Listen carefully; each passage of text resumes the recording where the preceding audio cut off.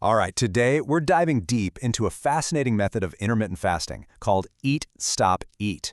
We're going to unpack the core ideas right from the source, and we'll start with the exact problem that it claims to solve. Does that sound familiar? I mean, who hasn't been there? The author kicks things off with this quote because it just perfectly captures that frustrating loop so many people experience with dieting. And it's exactly that cycle of restriction, followed by guilt, that this whole Eat, Stop, Eat system is designed to break for good. So before we can even talk about the solution, we've got to get a really clear picture of the problem.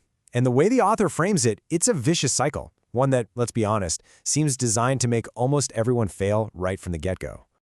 And here's that failure loop, broken down step by step. You know how it goes. You start some new, super restrictive plan. Then come the confusing rules and that constant voice in your head. Well, the book argues that our discipline is like a battery with a very limited charge. Eventually, it just runs out. You fall off the plan and boom, the weight comes roaring back, sometimes with friends.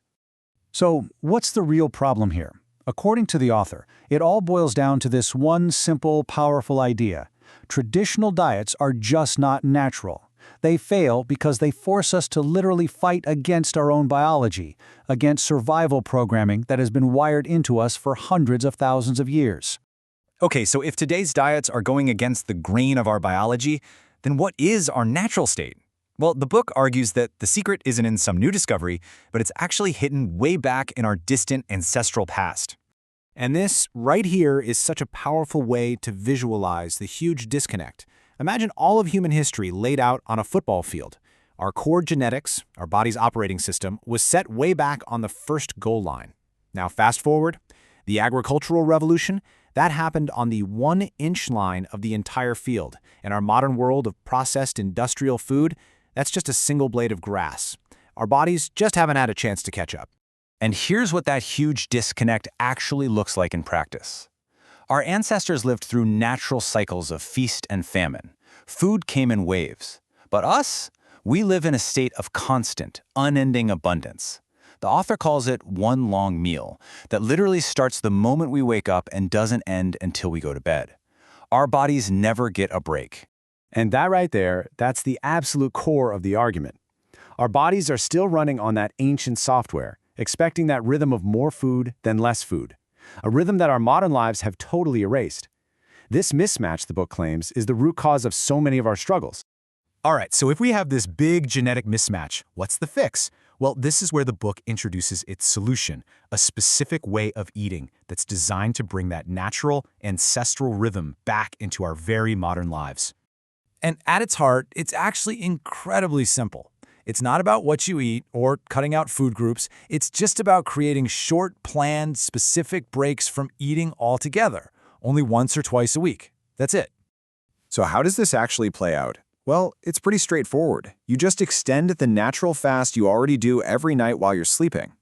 And here's a really key point. You never actually go a full calendar day without having a normal meal. This is huge because it contains any feelings of hunger to very short, specific windows, which is completely different from the constant nagging hunger you get on a traditional diet.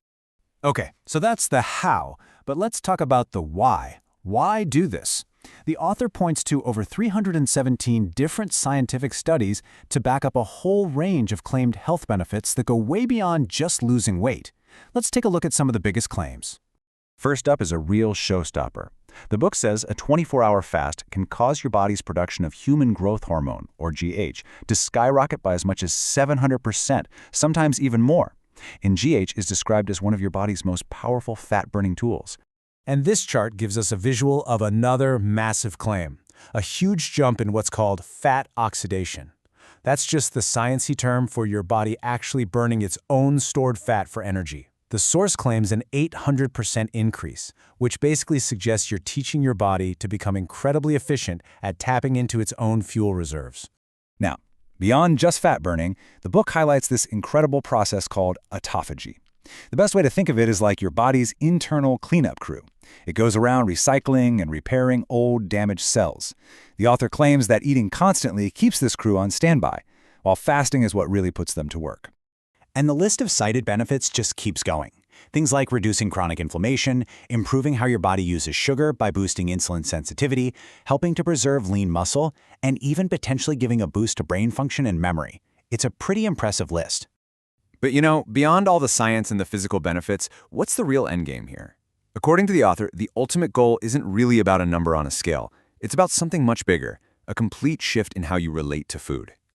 This quote, this really gets to the heart of the whole philosophy. The author argues that the biggest reward you get from this is freedom. Freedom from complicated diet rules, freedom from constant hunger, and freedom from all the guilt that so often comes with just eating. Ultimately, the whole point is to end that mental battle with food. It's about making a shift from food obsession, where every meal is a source of stress, to food freedom, where you can actually go out, enjoy a meal with friends, and not have it spiral into anxiety. And so, this all leaves us with one last big idea to chew on. The source material makes a really compelling case that maybe, just maybe, the secret to solving our very modern health problems isn't found in a lab, but by simply looking back to the way our bodies were designed to eat all along.